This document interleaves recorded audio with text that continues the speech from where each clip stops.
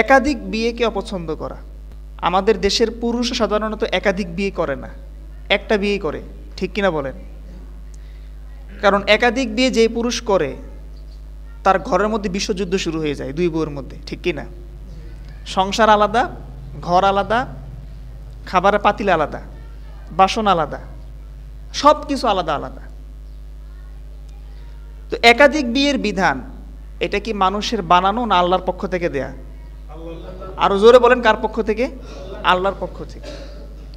আল্লাহ পাক রব্বুল আলামিন একজন পুরুষকে এই অবস্থা আল্লাহ দিয়েছেন। আল্লাহ বলেছেন, ফাঙ্কিহু মা তাবা লাকুম মিনান নিসাই মাসনা ওয়া সুলাসা ওয়া রুবা। আল্লাহ বলেন যে তোমরা বিয়ে করো, তোমাদের যদি ভালো লাগে 2টা 3টা 4টা পর্যন্ত বিয়ে করতে পারবা, কোনো সমস্যা নাই। তো সরাসরি আল্লাহ পাকের পক্ষ থেকে দেয়া একটা বিধান, এটা যদি দুনিয়ার কোনো মানুষ যদি অপছন্দ করে বা আমাদের স্ত্রীরা যদি অপছন্দ করে, তাহলে কি ওই ব্যক্তির ঈমান থাকবে? থাকবে না। খেয়াল করে শুনেন কথাগুলো। এখন কথা হচ্ছে একাধিক বিয়ের ব্যাপারে বললাম, এই জন্য আজকে গিয়ে বিয়ে আর একটা করে ফেলবেন তাই নাকি?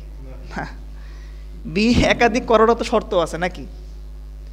একাধিক বিয়ে করতে হলে আপনাকে স্ত্রীর ভরণ পোষণ দেওয়ার যোগ্যতা থাকা লাগবে, আপনার আর্থিক সামর্থ্য থাকতে হবে, শারীরিক শক্তি থাকা লাগবে।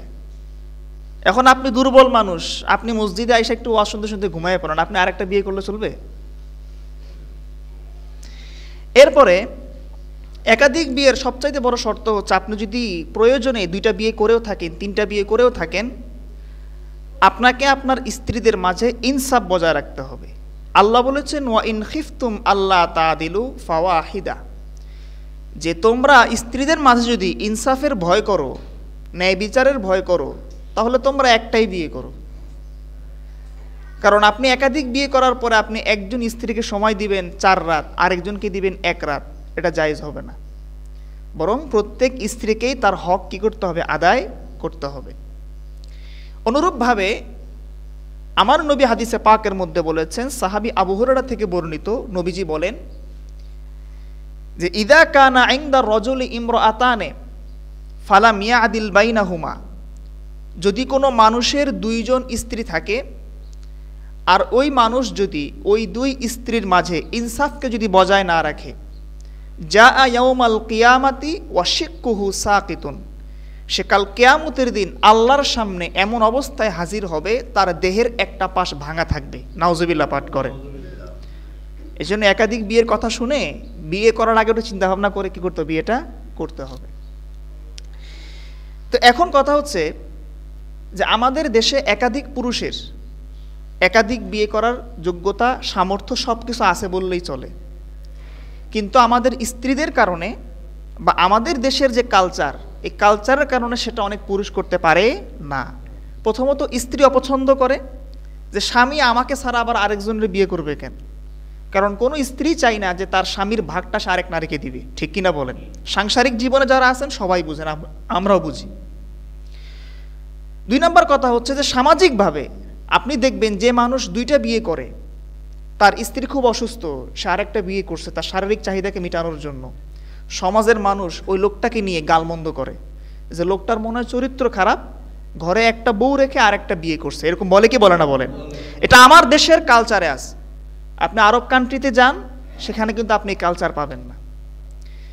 তো কথা হচ্ছে যে একজন পুরুষের চরিত্রকে হেফাজত করার জন্য সময়ের ক্ষেত্রে বিবেচনায় তার অনেক সময় একাধিক বিয়ের প্রয়োজন হতে পারে।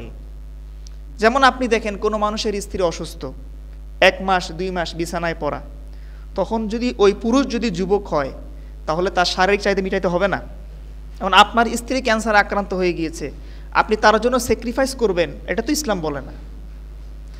আবার দেখবেন যে অনেক সময় মহিলাদের একটা মাসিক প্রবলেম হয়, যখন বাচ্চা প্রসব করে তারপর একটা প্রবলেম দেখা যায়। এই যে একটা সময় গ্যাপ যায় মহিলাদের, যখন একজন পুরুষের তার স্ত্রীর সাথে থাকার অনুমতি নাই আল্লাহর পক্ষ থেকে, সব কিছু ভেঙে বলতে হয় না, আপনারা তো বুঝেন। তো ওই সময়টাতে একজন পুরুষ তার জন্য কষ্ট না হয়, তার চরিত্রের জন্য হেফাজতে থাকে, এই জন্য আল্লাহ পাক রব্বুল আলামিন একজন পুরুষকে কি একাধিক বিয়ে করার অনুমতি দিয়েছেন। কিন্তু কথা হচ্ছে যে আমাদের দেশের নারীরা কি এটা পছন্দ করে না। কিন্তু একাধিক বিয়ের অনুমতি যেখানে আল্লাহ পাক রব্বুল আলামিন নিজেই দিয়েছেন, যদি কোনো ব্যক্তি এই বিধানকে যদি কেউ অপছন্দ করে, মন থেকে যদি কেউ পছন্দ না করে, বা একাধিক কোনো পুরুষ যদি বিয়ে করে তার প্রয়োজনের স্বার্থে, তাকে যদি কেউ গালমন্দ করে, বুঝতে হবে ওই ব্যক্তির অন্তর থেকে ঈমান বের হয়ে যাবে। ঠিক কিনা বলেন? এজন্য আপনি আপনার মতো ভালো আছেন, ভালো থাকেন। আপনি একটা বিয়ে করে সুখে আছেন, এটাই ভালো আছে।